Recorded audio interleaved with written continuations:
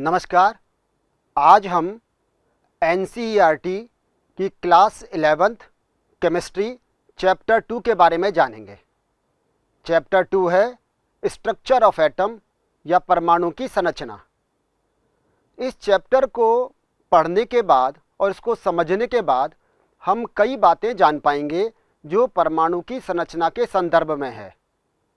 जैसे कि 16वीं सदी और 18वीं सदी तक परमाणु की संरचना के बारे में क्या अवधारणा थी, 18वीं शताब्दी में परमाणु की संरचना को लेकर क्या क्या प्रयोग हुए, उसकी किस प्रकार की संरचना बनाई गई और उसके बाद 19वीं शताब्दी में फिर परमाणु की संरचना को लेकर क्या और परिवर्तन हुए। आप जानते हैं आज हम गॉड पार्टिकल तक पहुंच चुके हैं, लेकिन पहले इसके बारे में किस प्रकार की संरचना थी, क्या क्या इसके बारे में बताया गया, वह हमें यहाँ पर पढ़ना है। एक बात और देखें यहाँ पर, जैसे कि हम छोटी कक्षाओं में पढ़कर आए हैं कि विज्ञान क्या है, तो कहते हैं कि तथ्यों के क्रमबद्ध ज्ञान को विज्ञान कहते हैं। तो यहाँ भी हम देखेंगे इस चैप्टर में कि एक क्रमिक रूप से परमाणु की संरचना के मॉडलों का विकास हुआ। अगर आप देखेंगे कि पहले डाल्टन ने किस प्रकार की परमाणु संरचना दी, उसके बाद थॉमसन ने क्या कहा, फिर रदरफोर्ड ने किस प्रकार का मॉडल दिया, बोर ने किस प्रकार का मॉडल दिया, ये सब हम जान पाएंगे। एक और विशेषता जो इस चैप्टर की है वह हमें ध्यान से देखनी है। एनसीएफ 2005 की अगर साइंस के पोजीशन पेपर की बात करें तो वहाँ हमें कुछ वैलिडिटीज़ मिलती हैं, कुछ वैधताएं बताई गई हैं। जैसे कंटेंट वैलिडिटी है, विषय वस्तु वैधता, as appropriate validity, environmental validity. तो वहीं पर एक इम्पॉर्टेंट बात आती है हिस्टोरिकल वैलिडिटी, यानी कि ऐतिहासिक वैधता। इस ऐतिहासिक वैधता में ये लिखा गया है कि अगर आज हमारे सामने हमारे समक्ष जो विज्ञान है, केवल उसको जानने के बजाय इससे पूर्व इतिहास में विज्ञान का कैसे विकास हुआ, या इसे हम परमाणु संरचना के बारे में बात करें कि हमें इसकी पास्ट हिस्ट्री को भी जानना पड़ेगा, जिससे कि हमें पूरी समझ बनेगी कि परमाणु की संरचना किस प्रकार की है और कैसे कैसे छोटे छोटे प्रयोगों के द्वारा और फिर नए हम आज जिस आयाम तक पहुँचे हैं कि परमाणु की संरचना किस प्रकार विकसित हुई है। तो हिस्टोरिकल वैलिडिटी को लेकर भी यह चैप्टर बहुत इम्पॉर्टेंट हो जाता है। अगर हम बात करें परमाणु की संरचना के बारे में, तो सबसे पहले भारतीय वैज्ञानिक कणाद की, तो उन्होंने कहा था कि वह कण वह छोटे से छोटा है जिसमें पदार्थ के सभी गुण विद्यमान रहते हैं। डाल्टन के अनुसार परमाणु एक ग्रीक शब्द है जिसका अर्थ है अविभाज्य, अर्थात वह अंतिम कण जिसे विभाजित नहीं किया जा सकता है। इसका मतलब क्या हुआ कि डाल्टन ने कहा कि पदार्थ के वह छोटा से छोटा कण जिसमें उसके सभी गुण विद्यमान रहते हैं वह परमाणु कहलाता है, और इस परमाणु के द्वारा ही सभी रासायनिक अभिक्रियाएं संपन्न होती हैं। तो डाल्टन का जो परमाणु सिद्धांत था वो द्रव्यमान संरक्षण नियम और निश्चित अनुपात नियम, स्थिर अनुपात नियम, इन सब पर आधारित था। यानी कि इन तीनों नियमों की यह बहुत अच्छी प्रकार व्याख्या करता है। जैसे समझने का प्रयास करें कि द्रव्यमान संरक्षण का नियम क्या है। द्रव्यमान संरक्षण का नियम यह है कि अगर अभिकारक मिलकर उत्पाद बना रहे हैं, रिएक्टेंट किस में कन्वर्ट हो रहे हैं, प्रोडक्ट में कन्वर्ट हो रहे हैं, तो जो रिएक्टेंट का मास है वह अभिक्रिया के उपरांत या रिएक्शन के बाद में प्रोडक्ट का मास भी या उत्पाद का द्रव्यमान भी उतना ही होना चाहिए। ये द्रव्यमान संरक्षण का नियम कहलाता है। इसी प्रकार निश्चित अनुपात का नियम, स्थिर अनुपात का नियम, तो ये जो डाल्टन का परमाणु सिद्धांत था ये इन नियमों की अच्छी तरह से व्याख्या करता था या इन नियमों पर आधारित था। इसके अनुसार प्रत्येक तत्व बहुत छोटे छोटे कणों से मिलकर बना है जिन्हें परमाणु कहते हैं। एक तत्व के परमाणु समान परंतु दूसरे तत्व के परमाणुओं से भिन्न होते हैं। अब इसको समझने की कोशिश करें कि जैसे मानो कोई एक तत्व है, मान लीजिए हाइड्रोजन या ऑक्सीजन या नाइट्रोजन, तो हाइड्रोजन के जितने भी एटम होंगे वो आपस में समान होंगे, ऑक्सीजन के जितने भी एटम होंगे वो आपस में समान होंगे, नाइट्रोजन के जितने भी एटम होंगे वो आपस में समान होंगे। लेकिन ऑक्सीजन का एटम हाइड्रोजन और नाइट्रोजन या अन्य किसी तत्व के एटम से भिन्न होगा। इसी प्रकार से हाइड्रोजन का एटम ऑक्सीजन, नाइट्रोजन या अन्य किसी तत्व से भिन्न होगा। तो एक तत्व के परमाणु आपस में समान होते हैं परंतु दूसरे तत्व के परमाणु से भिन्न होते हैं। और एक ये कि परमाणु को आगे विभाजित नहीं किया जा सकता है। ये डाल्टन की बात थी। डाल्टन ने कहा था कि परमाणु को आगे विभाजित नहीं कर सकते हैं और तत्व में परमाणु अभिक्रिया में भाग लेते हैं और अणु का निर्माण करते हैं। तो उन्होंने ये कहा कि जो अभिक्रिया में भाग ले रही है इकाई वह परमाणु है। परमाणु आपस में अभिक्रिया करते हैं और अणुओं का निर्माण करते हैं। ये सभी बातें किस में कहलाती है? डाल्टन के परमाणुवाद का सिद्धांत कहलाता है या इसको डाल्टन का सिद्धांत भी कहते हैं। तो इस सिद्धांत से हमें स्पष्ट समझ में आ रहा है कि डाल्टन ने परमाणु को एक ऐसी इकाई के रूप में माना था जो अविभाज्य थी, जिसको आगे विभाजित नहीं किया जा सकता था। इलेक्ट्रॉन की खोज, अब इसको आप थोड़ा सा समझने का प्रयास करें यहाँ पर कि डाल्टन तक तो ये माना था कि परमाणु एक अविभाज्य कण है और यह निरावेशित होता है, इस पर कोई आवेश नहीं है। फिर क्या हुआ कि विलियम क्रुक्स ने एक प्रयोग किया जिसको हम डिस्चार्ज ट्यूब एक्सपेरिमेंट भी कहते हैं, विसर्जन नलिका प्रयोग भी कहते हैं।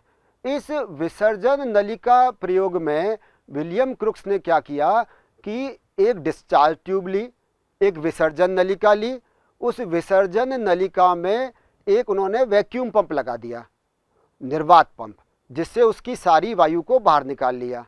उसमें 2 इलेक्ट्रोड फिक्स कर दिए, 2 इलेक्ट्रोड लगा दिए और कोई एक गैस भर दी। और फिर गैस उसमें भरने के बाद में उन्होंने बहुत कम उसका प्रेशर रखा, दाब बहुत कम रखा, 0.01 मिलीमीटर, और उस पर जो अप्लाइड वोल्टेज था वो था जो 10,000 वोल्ट। मतलब जो विभव था, प्रयुक्त विभव, वो बहुत अधिक, दाब बहुत कम था। विसर्जन नलिका को काम में लिया, 2 इलेक्ट्रोड लगाए उसमें और उसमें गैस भर दी और फिर उन्होंने उसको प्रयोग को देखा। तो जब विसर्जन नलिका में उन्होंने जो प्रयोग करके देखा तो उनको लगा कि कैथोड से, जो इलेक्ट्रोड कैथोड था, उससे कुछ किरणें निकल रही हैं, उस कैथोड से कुछ किरणें निकल रही हैं, जिसको उन्होंने क्या कहा? कैथोड रेस का। समझने की कोशिश करें, 2 इलेक्ट्रोड लगे हुए हैं, उन इलेक्ट्रोड से क्या है? रेज निकल रही हैं। पता कैसे चला वो कैथोड से निकल रही हैं? कि इस एनोड के पीछे उन्होंने क्या किया? एक जिंक सल्फाइड का एक कर्टेन या पर्दा लगा दिया या कोई फ्लोरोसेंट लगा दिया। ठीक है, अब क्या हुआ कि ये जो यहाँ से कैथोड से रेज निकली वो उस फ्लोरोसेंट कर्टेन पर, उस पर्दे पर उन्होंने सेंटिलेशन या उसमें निशान छोड़े। या दूसरा क्या कि इस जो एनोड थी उसकी छाया उस पीछे बन रही थी उस पर्दे पर। तो उससे ये पता चला कि ये जो किरणें निकल रही हैं कहाँ से निकल रही हैं? ये कैथोड से निकल रही हैं। कैथोड से ये किरणें निकलकर और वो एनोड की तरफ जा रही हैं। फिर दूसरा उन्होंने क्या किया? इस पर उन्होंने इलेक्ट्रिकल फील्ड अप्लाई कर दिया, विद्युत क्षेत्र लगा दिया। तो विद्युत क्षेत्र लगाने से क्या हुआ? ये जो किरणें थीं वो धनावेशित प्लेट की ओर मुड़ गई। कहाँ मुड़ गई वो किरणें? धनावेशित प्लेट की ओर या पॉजिटिवली चार्ज प्लेट की तरफ चली गई। उन्होंने इसके बीच में क्या किया? पेडल लगा दिया, पेडल व्हील, है ना, और पेडल व्हील लगाने से वो पेडल व्हील घूमने लगा। तो फिर ये बात आई कि डाल्टन ने तो कहा था कि परमाणु एक निरावेशित कण है, इसको आगे विभाजित नहीं किया जा सकता है, तो इसमें फिर कुछ ना कुछ आवेश अवश्य है जो ये धनावेशित प्लेट की ओर मुड़ा। इसमें मास है जो इसने क्या किया? पेडल व्हील को घुमा दिया और ये एनोड की तरफ जा रही है। तो उन्होंने कहा इसका मतलब ये जो प्रयोग किया उन्होंने, उससे निकला कि निश्चित रूप से इसमें से कुछ किरणें बाहर निकलती हैं, जिसको उन्होंने क्या कहा? कैथोड रेस कहा। 20वीं सदी में अनेक अवपरमाणविक कणों की खोज हुई, अर्थात अनेक सब एटॉमिक पार्टिकल्स की खोज हुई। माइकल फैराडे ने कैथोड किरण नलिका में विद्युत विसर्जन को निम्न दाब तथा उच्च विभव पर प्रेक्षित किया। कैथोड से एनोड की ओर जाने वाली किरणों को कैथोड किरण कहा और ऋणावेश युक्त कणों को थॉमसन ने नेगेट्रॉन कहा। स्टोने ने नेगेट्रॉन का नाम परिवर्तित कर उन्हें इलेक्ट्रॉन कहा। इलेक्ट्रॉन का विशिष्ट आवेश कैथोड किरण नलिका में भरी गैस की प्रकृति तथा प्रयुक्त इलेक्ट्रॉनों पर निर्भर नहीं करता है, अर्थात सभी परमाणुओं में उपस्थित इलेक्ट्रॉन समान होते हैं। इसको समझें। देखो, जो उन्होंने विद्युत विसर्जन नलिका का प्रयोग किया था, उस विद्युत विसर्जन नलिका में उन्होंने एक गैस भरी थी, निम्न दाब और उच्च विभव लगाया था, और फिर उन्होंने देखा था कि ये किरणें कहाँ से निकल रही थी, कैथोड से निकल रही थी। इसका नाम दिया उन्होंने कैथोड किरण। अब उन्होंने गैस को परिवर्तित कर दिया, एक गैस को हटाया, दूसरी गैस भर दी, तब भी इसी प्रकार के प्रेक्षण उन्हें मिले। इसका जो आवेश था वो भी यही मिला। तब फिर उन्होंने कहा कि जो इसमें गैस भरी है उसकी प्रकृति पर ये कैथोड किरणें निर्भर नहीं करती हैं। बात समझ में आ रही ना? इसमें कोई सी भी गैस भरो, कैथोड किरण की प्रकृति यही रहती है, ये कैथोड किरण की प्रकृति इस पर निर्भर नहीं करती है। और थॉमसन ने फिर क्या किया, E/me की वैल्यू निकाली। E/ मतलब आवेश और मास, इनका इन्होंने रेशो निकाला। वो आया 1.758820 इंटू 10⁻11 कूलम्स किलोग्राम -1। थॉमसन ने ये निकाला E/me की वैल्यू, और वो कितनी आई, 1.758820 into 10⁻11 Coulomb's kilogram -1। R.A.. Millikan ने तेल बिंदु प्रयोग किया और इलेक्ट्रॉन पर आवेश -1.6 इंटू 10⁻19 कूलम्स निकाला। इस आधार पर उन्होंने इलेक्ट्रॉन का मास निकाला, इलेक्ट्रॉन के द्रव्यमान ज्ञात किया। देखो, पहले तो क्या हुआ था कि E/me की वैल्यू निकाल ली थी, वो तो कितनी आई थी, 1.758820 इंटू 10⁻11 कूलम्स किलोग्राम -1। और मिलिकन ने क्या किया, ऑयल ड्रॉप एक्सपेरिमेंट से या तेल बिंदु प्रयोग से इसका आवेश का मान निकाला, और वो आवेश कितना आया, 1.6022 इंटू 10⁻19 कूलम्स। तो मास इलेक्ट्रॉन का निकालने के लिए उन्होंने उस आवेश की मात्रा में E/me से जब डिवाइड किया तो हमें क्या आ गया, उसका इलेक्ट्रॉन का मास। तो यहाँ आप देखें कि 1.6022 इंटू 10⁻19 कूलम्स को जब 1.758820 इंटू 10⁻11 कूलम्स किलोग्राम -1 से डिवाइड करेंगे तो हमारे पास क्या वैल्यू आ रही है, 9.1094 इंटू 10⁻31 किलोग्राम। ये क्या है, ये है इलेक्ट्रॉन का द्रव्यमान। इलेक्ट्रॉन का द्रव्यमान कितना है, 9.1094 इंटू 10⁻31 किलोग्राम। प्रोटॉन और न्यूट्रॉन की खोज। परिवर्तित कैथोड किरण नलिका में किए गए विद्युत विसर्जन से धनावेशित कणों की खोज हुई, जिन्हें कैनाल किरणें कहा। इसको आप समझने का प्रयास करें, क्या है। वही लिए डिस्चार्ज ट्यूब, इसमें कह रहे हैं ये परिवर्तित कैथोड किरण नलिका। इसमें इन्होंने क्या किया, देखो इन्होंने क्या किया कि अब जो एनोड लगाया वो थोड़ा आगे की तरफ लगाया और कैथोड को कर दिया इन्होंने परफोरेटेड। परफोरेट मतलब छिद्र युक्त। क्या परिवर्तन किया, कैथोड इन्होंने यहां पर कर दिया परफोरेटेड या फिर छिद्र युक्त कर दिया, और एनोड लगाया, गैस भरी, वही कम दाब और उच्च विभव लगाया। तो उन्होंने देखा कि कैथोड से तो रेज निकल रही हैं, लेकिन उसके साथ साथ उन्होंने देखा कि कैथोड के पीछे भी कुछ निशान उन्हें मिले। इसका मतलब उन्होंने कहा कुछ किरणें एनोड से भी निकलती हैं। उसके लिए उन्होंने क्या किया था, परफोरेटेड लिया, छिद्र युक्त लिया था। तो इन छिद्रों में से होकर वो पीछे की तरफ उसमें जिंक सल्फाइड के पर्दे पर या फ्लोरोसेंट ट्यूब पर हमें यहाँ निशान मिले। तब उन्होंने कहा इसका मतलब केवल कैथोड से ही किरणें नहीं निकलती हैं, बल्कि एनोड से भी किरणें निकलती हैं, और ऐसी किरणों को उन्होंने क्या कहा, कैनाल रेज कहा। यहाँ अंतर आप देख लें और समझें। कैथोड किरणें किन्हें कहा, जो कैथोड से निकलती हैं। एनोड किरण किन्हें कहा, जिन्हों की एनोड से निकलती हैं। क्या किया था परिवर्तन के नाम पर, यहाँ पर उन्होंने परफोरेटेड कैथोड ले लिया था। अब एक और अंतर देखिए, इसमें अंतर ये कि जब वहाँ पर जब हमने कैथोड रेज की बात कर रहे थे और इलेक्ट्रिकल फील्ड लगाया था, तो वो जो किरण थी वो धनावेशित प्लेट की ओर मुड़ गई थी, पॉजिटिवली चार्ज प्लेट की ओर। और यहाँ जब इलेक्ट्रिकल फील्ड लगाया तो ये जो किरणें थी ये निगेटिवली चार्ज प्लेट की ओर मुड़ी।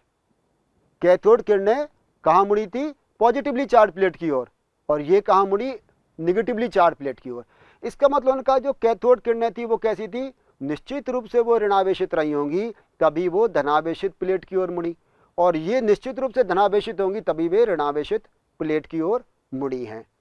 एक और बात, हमने जब कैथोड किरण की बात कर रहे थे तो हमने कहा था कि कैथोड किरणें इस बात पर निर्भर नहीं करती हैं कि उस डिस्चार्ज ट्यूब में या विसर्जन नलिका में कौन सी गैस भरी गई है, जबकि एनोड रेज, जिनको हम कैनाल रेज कह रहे हैं, जो एनोड से निकल रही हैं, वो इस बात पर निर्भर करती हैं कि उस विसर्जन नलिका में कौन सी गैस भरी हुई है। तो अंतर समझ में आ गया। कैथोड से निकलने वाली किरणें कैथोड रेज कहलाई, ये ऋणावेशित थी क्योंकि धनावेशित प्लेट की ओर मुड़ गई, और साथ में हमने ये कहा कि यह उस बात पर निर्भर नहीं करती थी या कि उस विसर्जन नलिका में कौन सी गैस भरी हुई है, उसकी प्रकृति पर निर्भर नहीं करती हैं। एनोड से निकलने वाली किरणें कैनाल रेज कहा इनको, ये कहाँ मुड़ी, ये ऋणावेशित प्लेट की ओर, इसका मतलब ये धनावेशित हैं। और तीसरी बात ये कि ये जो विसर्जन नलिका में जो गैस भरी है उसकी प्रकृति पर निर्भर करती हैं। कणों के आवेश तथा द्रव्यमान का अनुपात उस गैस पर निर्भर करता है जिससे ये उत्पन्न होते हैं। चुंबकीय तथा विद्युत क्षेत्र लगाने पर इनका व्यवहार कैथोड किरण नलिका के प्रेक्षित व्यवहार से भिन्न होता है। जैसा कि हमने समझा कि कैथोड किरण मुड़ रही थी कहाँ पर, धनावेशित प्लेट की ओर, जबकि ये ऋणावेशित प्लेट की ओर मुड़ रही हैं।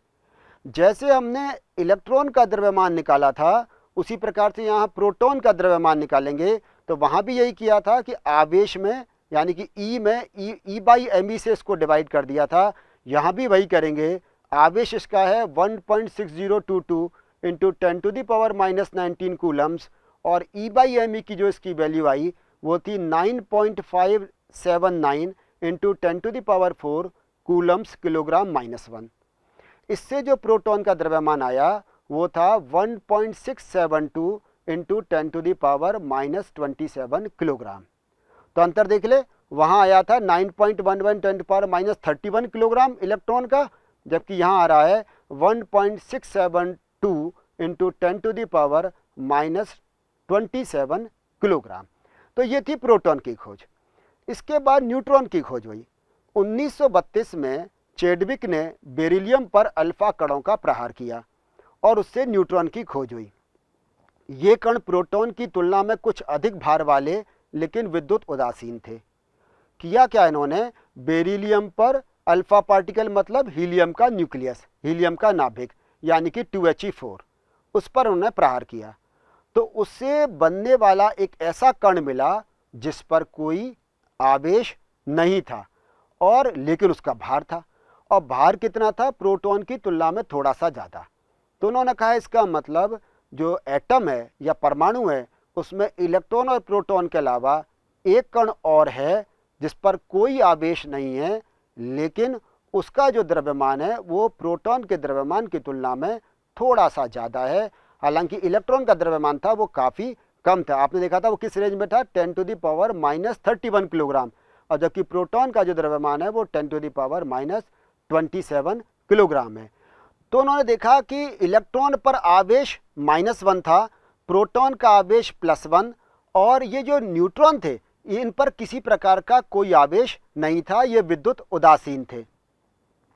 यहाँ आप एक कंपैरेटिव टेबल देख रहे हैं, इलेक्ट्रॉन को स्मॉल ई से प्रदर्शित किया है।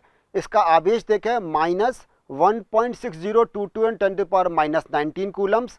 इसका जो रिलेटिव चार्ज या सापेक्ष आवेश है वो -1। इसका द्रव्यमान 1.90939 10⁻⁻31 किलोग्राम।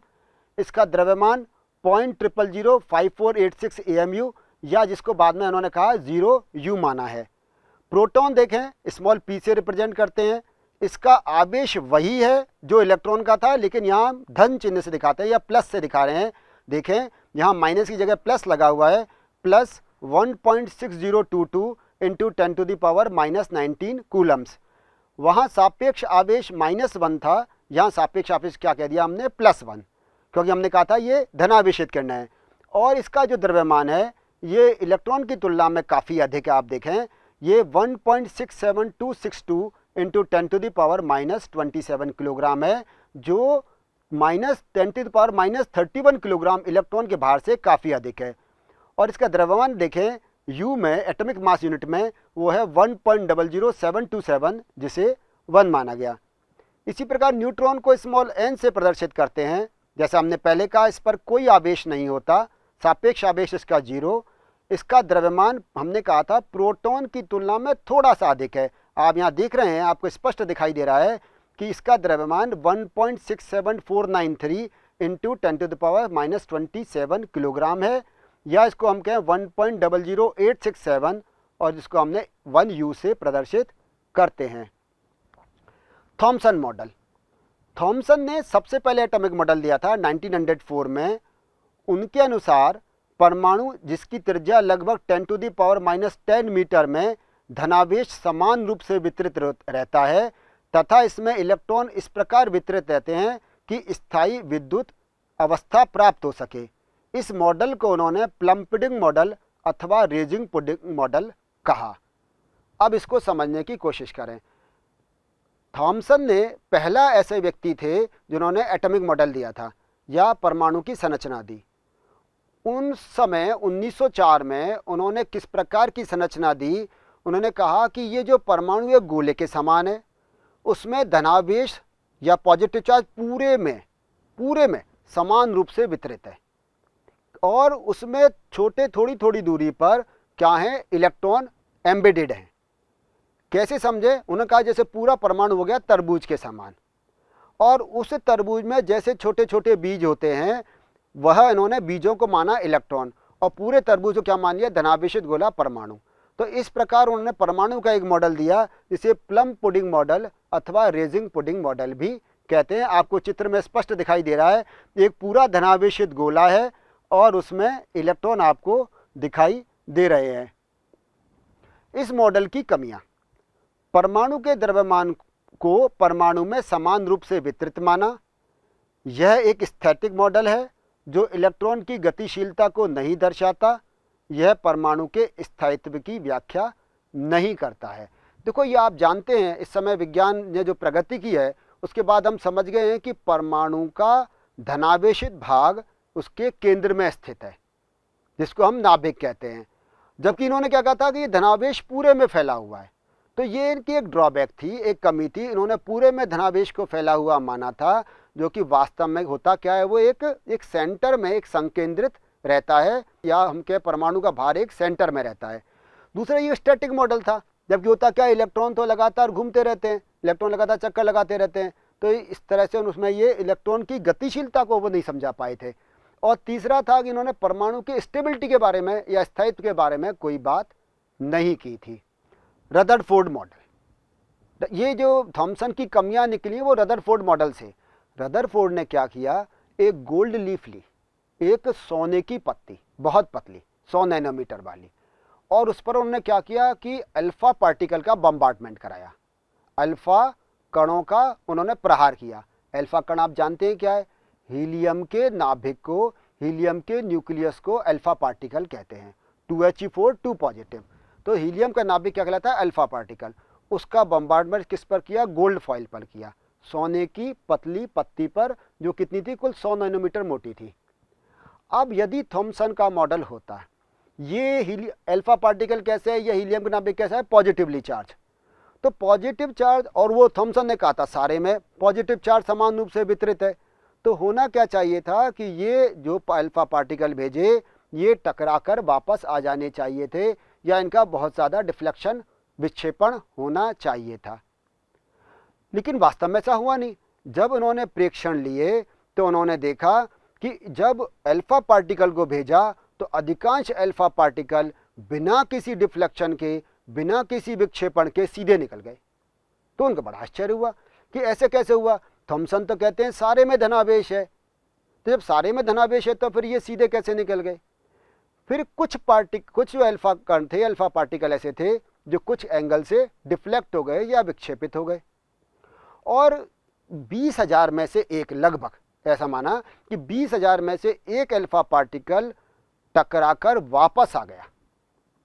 यह रदरफोर्ड के लिए बड़ी आश्चर्यजनक घटना थी। उनके ही शब्द में उन्होंने कहा कि यह उनके लिए इतनी आश्चर्यजनक घटना है कि एक 15 इंच मोटी तोप से निकला गोला एक पतले कागज से टकराकर वापस बाउंस बैक हुआ और चलाने वाले पर ही वार कर बैठा। आप देखिए कितनी आश्चर्यजनक बात कही है, उनके ही शब्द हैं रदरफोर्ड के। उन्होंने कहा एक 15 इंच मोटी तोप से गोला निकला, एक पतले कागज से टकराए और टकराने के बाद उल्टा आ जाए और चलाने वाले पर वार कर बैठे। उन्होंने कहा ऐसा क्या है परमाणु में, ऐसा क्या है उसमें कि एक इतने ज़्यादा एनर्जी वाले अल्फा पार्टिकल और फिर एक पतली सी सोने की पन्नी से टकराकर उनमें से एक कण बाउंस बैक हो गया। इसका मतलब उन्होंने कहा कि इसके परमाणु के सेंटर में कोई ना कोई एक ऐसी चीज़ अवश्य है जहाँ पर कि बहुत अधिक धनावेश इकट्ठा है, और वो धनावेश इस धनावेश पे क्या पास गया। हम जानते हैं समान आवेश में प्रतिकर्षण होता है, इस कारण से वो टकराकर वापस आ गए।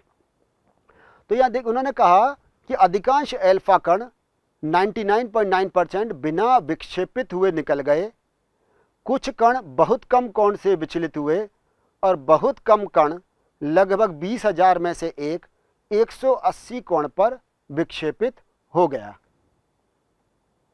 यह आप देख रहे हैं यहाँ पर अल्फा कणों का एक सोर्स आपको दिखाई दे रहा होगा, लेड प्लेट जिसमें से एक उन्होंने पार्टिकल को गुजारा अल्फा पार्टिकल को, और सेंटर में आपको एक क्या दिख रही है, सोने की पन्नी लगी हुई। चारों तरफ उसके फोटोग्राफिक प्लेट लगा दी है, और फोटोग्राफिक प्लेट पर आप देख रहे हैं कि इस प्रकार से जब वो कण टकरा रहे हैं तो उनका सेंटिलेशन या उनका चिन्ह दिखाई दे रहा है। आप नीचे वाले डायग्राम को देखें तो अधिकतर तो जो अल्फा पार्टिकल्स हैं वो बिना टकराए हुए, बिना विक्षेपण के सीधे निकल गए। कुछ क्या हुआ, छोटे मोटे कोण से विक्षेपित हो गए, और लगभग 20,000 में से एक ऐसा कण था जो वापस से बाउंस बैक हुआ और पुनः वापस आ गया। तो रदरफोर्ड मॉडल ने के निष्कर्ष क्या निकले, रदरफोर्ड ने क्या निष्कर्ष निकाला। उन्होंने कहा कि चूंकि अधिकांश अल्फा कण बिना विक्षेपण के सीधे निकल गए, इसका मतलब परमाणु का अधिकांश भाग रिक्त होता है। बात समझ में आ गई। उन्होंने क्या कहा, क्योंकि अधिकांश अल्फा कण बिना विक्षेपित हुए सीधे निकल गए थे, इसका मतलब परमाणु का अधिकांश भाग रिक्त है, वो किसी से नहीं टकराए। कुछ अल्फा कणों का विक्षेपण परमाणु में उपस्थित प्रतिकर्षण बल के कारण होता है, अर्थात परमाणु का आवेश एवं अधिकांश द्रव्यमान एक अति अल्प क्षेत्र में केंद्रित होना चाहिए, जिसे उन्होंने नाभिक कहा। तो जो बात हम समझ रहे थे यहाँ पर कि परमाणु का जो द्रव्यमान है वो सभी के सारा द्रव्यमान एक बहुत छोटे से क्षेत्र में, एक अति अल्प क्षेत्र में केंद्रित है, जहाँ से वो टकराकर वापस आए थे, और इसको उन्होंने क्या कहा, न्यूक्लियस या फिर नाभिक कहा। रदरफोर्ड मॉडल के एप्लीकेशंस या इसके अनुप्रयोग। नाभिक का आयतन परमाणु के आयतन की तुलना में बहुत कम होता है। यहाँ ध्यान देने को क्या कह रहे हैं ये कि परमाणु की त्रिज्या 10⁻⁻10 मीटर, जबकि नाभिक की त्रिज्या 10⁻⁻15 मीटर होती है। इसको एक इमेजिन करें, आप एक कल्पना करें कि एक क्रिकेट की एक बॉल रखी हुई है, उस बॉल को तो आप क्या मान लें, नाभिक या न्यूक्लियस मान लें, और उस जो परमाणु की त्रिज्या है एटॉमिक रेडियाई वो कितना माने, 5 किलोमीटर। अंतर देखो, क्रिकेट की छोटी सी बॉल वो तो केवल न्यूक्लियस हो गया, और परमाणु की त्रिज्या, मैं रेडियस की बात कर रहा हूँ, वो कितनी है, 10⁵ किलोमीटर। आप सोचो कितना बड़ा परमाणु, उसकी तुलना में नाभिक बहुत छोटा है। त्रिज्याओं का अंतर देखो, 10⁻⁻10 मीटर परमाणु की त्रिज्या, और नाभिक की त्रिज्या कुल कितनी सी है, 10⁻⁻15 मीटर है। तो उन्होंने कहा कि नाभिक बहुत छोट परमाणु के बहुत छोटे से भाग में केंद्रित है। सारा जो इसका धनावेश है, सारा जो इसका द्रव्यमान है, अधिकांश द्रव्यमान, वो कहाँ पर केंद्रित है, वो एक छोटे से अल्प क्षेत्र में केंद्रित है, जिसको उन्होंने क्या कहा, नाभिक कहा। आप ये देखें यहाँ ध्यान से, RA/RN। RA का मतलब क्या है, रेडियाई, एटॉमिक रेडियाई या रेडियाई ऑफ एटम, और RN का मतलब क्या है, न्यूक्लियस की रेडियाई, नाभिक की त्रिज्या। तो एटम की रेडियाई कितनी, 10⁻⁻10 मीटर, और न्यूक्लियस की रेडियस हमने कितना बताया था, 10⁻⁻15 मीटर। तो इन दोनों का जब हम रेशियो निकाल कर देख रहे हैं तो कितना अंतर आ रहा है, 10⁵ मीटर का, यानी कि RA = 10⁵ RN, यानी कि जो न्यूक्लियस की रेडियाई का 10⁵ से मल्टीप्लाई करोगे तब जाकर क्या आएगी, एटम की रेडियाई आएगी। इसका 10⁵ टाइम्स एटॉमिक रेडियाई होती है। तो न्यूक्लियस एक बहुत छोटी सी आकार में बहुत छोटी सी त्रिज्या में समाहित है, जबकि एटम का जो आकार होता है वो बहुत बड़ा होता है। नाभिक की त्रिज्या उसके अंदर न्यूक्लियॉन की संख्या के घनमूल के समानुपाती होती है। r is proportional to a to the power 1/3 अथवा r equal to r0 a to the power 1/3 centimetre. यहाँ a क्या है? द्रव्यमान संख्या है, यानी कि प्रोटॉन और न्यूट्रॉन की संख्या, और r0 एक कांस्टेंट है जिसकी वैल्यू है 1.33 इंटू 10 टू द पावर -13। और क्या निष्कर्ष निकले रदरफोर्ड मॉडल से? उन्होंने कहा नाभिक के चारों ओर इलेक्ट्रॉन वृत्ताकार पथों में, जिन्हें कक्ष कहते हैं, इनमें घूमते रहते हैं, और इलेक्ट्रॉन तथा नाभिक स्थिर विद्युत आकर्षण बलों द्वारा बंधे रहते हैं। समझने की कोशिश करें इन्होंने क्या क्या कहा। बाकी 2 पॉइंट क्या हैं? एक तो न्यूक्लियस के चारों तरफ इलेक्ट्रॉन घूमते हैं। न्यूक्लियस में तो क्या क्या है? प्रोटॉन और न्यूट्रॉन, जिनको मिलाकर क्या कहते हैं? न्यूक्लियॉन। समझें, नाभिक के अंदर प्रोटॉन और न्यूट्रॉन मिलाकर क्या कहेंगे उनको? न्यूक्लियॉन। और नाभिक के चारों तरफ क्या कौन घूम रहे हैं? इलेक्ट्रॉन घूम रहे हैं वृत्ताकार पथों में, और जिन वृत्ताकार पथों में घूमते हैं उन्हें कक्ष कहा। और इलेक्ट्रॉन और नाभिक, नाभिक का पॉजिटिव चार्ज, न्यूट्रॉन पर तो कोई चार्ज होता नहीं है, न्यूक्लियस पर में न्यूट्रॉन और प्रोटॉन है, न्यूट्रॉन पर कोई चार्ज है नहीं, और प्रोटॉन पर पॉजिटिव चार्ज है। उसके चारों तरफ जो इलेक्ट्रॉन घूम रहे हैं उस पर नेगेटिव चार्ज है। तो इलेक्ट्रॉन और न्यूक्लियस ये आपस में इलेक्ट्रोस्टैटिक फोर्स ऑफ अट्रैक्शन या स्थिर विद्युत आकर्षण बलों द्वारा बंधे रहते हैं। बोर के परमाणु मॉडल के विकास की पृष्ठभूमि, इसको समझने की कोशिश करें कि बोर का परमाणु मॉडल कैसे डेवलप हुआ। मैक्सवेल के अनुसार विद्युत आवेशित कणों को त्वरित करने पर एकांतर विद्युत तथा चुंबकीय क्षेत्र उत्पन्न होते हैं जो तरंगों के रूप में संचरित रहते हैं। इन्हें विद्युत चुंबकीय तरंग अथवा विद्युत चुंबकीय विकिरण कहते हैं। प्रकाश तरंगें दोलायमान विद्युत एवं चुंबकीय व्यवहार से संबंधित होती हैं। दोलायमान आवेशित कणों द्वारा उत्पन्न विद्युत एवं चुंबकीय क्षेत्र एक दूसरे के लंबवत होते हैं। ये दोनों तरंग संचरण की दिशा के भी लंबवत होते हैं। यहाँ बात को समझें। अब ये तरंग सिद्धांत की बात आ रही है, यहाँ उसको वेव के रूप में मानकर चल रहे हैं। तो उन्होंने कहा वेग मानो एक प्रोपोगेट कर रही है, एक तरंग गमन कर रही है, तो उस पर जो विद्युत क्षेत्र लगाया और उस पर जो चुंबकीय क्षेत्र लगाया ये एक दूसरे के लंबवत है, और ये जो तरंग जिस दिशा में गमन कर रही है उसके भी लंबवत है। मानो हम कहें ये जो वेव है वो एक्स डायरेक्शन में गमन कर रही है, आपको चित्र में दिखाई देगा वो एक्स डायरेक्शन में गमन कर रही है। तो विद्युत क्षेत्र वाई डायरेक्शन वाई कोऑर्डिनेट पर लगा दिया और मैग्नेटिक फील्ड लगा दिया इसके जेड कोऑर्डिनेट पर।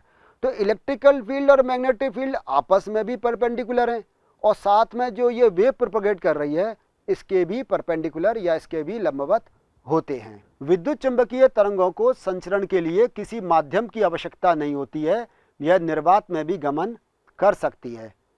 विद्युत चुंबकीय विकिरण कई प्रकार की होती हैं जिनकी तरंगदैर्घ्य तथा आवृत्ति एक दूसरे से भिन्न होती है। यह एक साथ मिलकर विद्युत चुंबकीय स्पेक्ट्रम बनाती हैं। विद्युत चुंबकीय विकिरणों को दर्शाने के लिए विभिन्न मात्रकों जैसे आवृत्ति, तरंगदैर्घ्य का उपयोग किया जाता है। निर्वात में सभी प्रकार के विद्युत चुंबकीय विकिरण एक समान गति अर्थात 3 × 10⁸ मीटर पर सेकंड से चलते हैं। इसको समझो, देखो ये है क्या। उन्होंने कहा इसको वेव नेचर माना। किसका माना? तरंग प्रकृति माना। अब जब वेव नेचर माना तो इस वेव से एसोसिएटेड कुछ प्रॉपर्टीज होती हैं, तरंग से संबंधित कुछ गुण हैं। पहला हम क्या कहें? मानो तरंग दैर्घ्य, जिसको वेवलेंथ भी कहते हैं। अब ये वेवलेंथ क्या है? एक वेव प्रोपोगेट कर रही है, आपने डायग्राम में भी देखा था।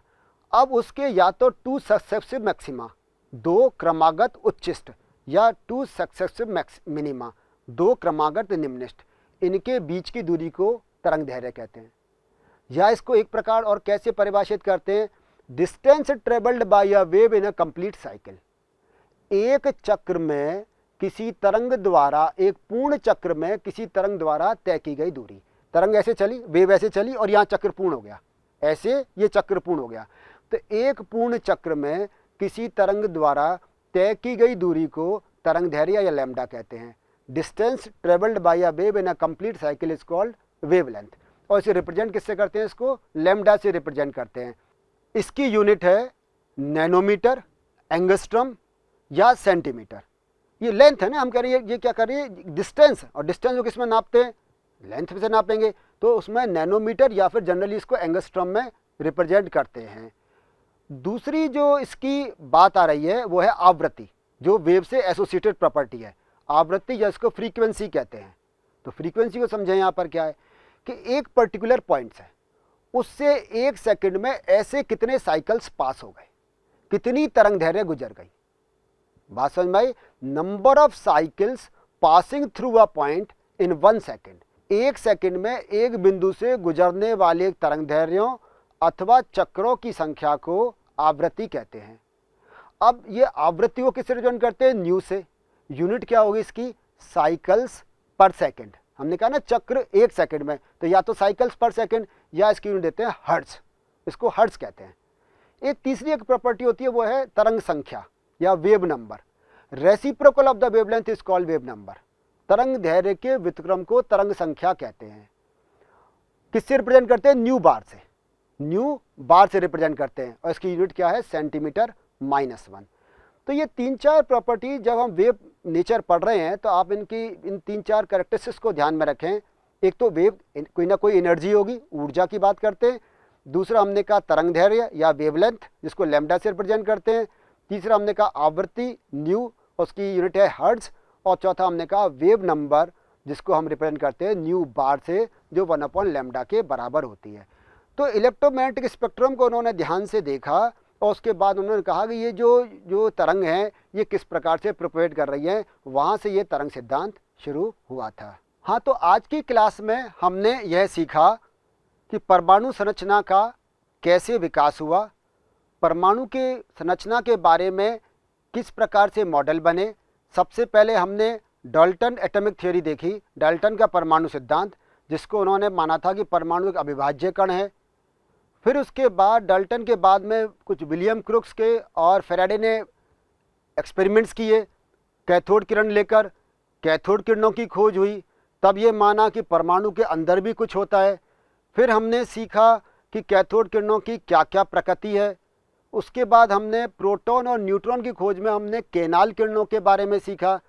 फिर देखा कि केनाल किरणों के बाद में प्रोटॉन का आवेश, इलेक्ट्रॉन का आवेश, उनका द्रव्यमान और उनका फिर वो सापेक्ष द्रव्यमान कितना था, इस सब के बारे में हमने जाना। इसके बाद परमाणु का जो सबसे पहले मॉडल 1904 में दिया था थॉमसन ने, जिसको रेजिंग पुडिंग मॉडल या प्लम पुडिंग मॉडल भी कहते हैं, उसके बारे में हमने जाना। उसके बाद उसकी में क्या कमियां रहीं, जिसको लेकर रदरफोर्ड ने मॉडल दिया। रदरफोर्ड का गोल्डन लीफ एक्सपेरिमेंट या स्वर्ण पत्ती प्रयोग के बारे में हमने जाना। रदरफोर्ड ने उससे क्या प्रेक्षण लिए, उनके क्या क्या निष्कर्ष निकले, और उन निष्कर्ष के आधार पर रदरफोर्ड ने बताया कि परमाणु का अधिकांश भाग रिक्त है और उसका जो सारा द्रव्यमान है वो एक केंद्र में स्थित है और इलेक्ट्रॉन चारों तरफ उसके वृत्ताकार पथ में चक्कर लगाते रहते हैं। उसके बाद फिर हमने सीखा कि तरंग सिद्धांत, जो बोर के सिद्धांत की पृष्ठभूमि बना कि तरंग क्या है, तरंग सिद्धांत किस प्रकार है, और किसी वेव से एसोसिएटेड प्रॉपर्टीज़ के बारे में हमने जाना कि लैम्डा यानी कि तरंग दैर्घ्य, न्यू आवृत्ति, वेव नंबर, न्यू बार और एनर्जी, ये सब वेव से एसोसिएटेड प्रॉपर्टीज़ हैं। इनके बारे में हमने इस क्लास में जाना। तो हमारी कुछ समझ बनी कि हम परमाणु की संरचना की शुरुआत कहाँ से हुई थी और किस प्रकार आते आते ये बोर के मॉडल के विकास की पृष्ठभूमि बना। इसके अगली क्लास में हम सीखेंगे बोर का मॉडल क्या है, प्लैंक का क्वांटम सिद्धांत क्या किस प्रकार से दिया गया, क्लासिकल मैकेनिक्स क्या थी, वेव मैकेनिक्स का कैसे डेवलपमेंट हुआ। फिर हम फोटो इलेक्ट्रिक इफेक्ट के बारे में जानेंगे, हम आदर्श कृष्णिका के बारे में जानेंगे। तो ये सब हम अपनी अगली क्लास में पढ़ेंगे। नमस्कार।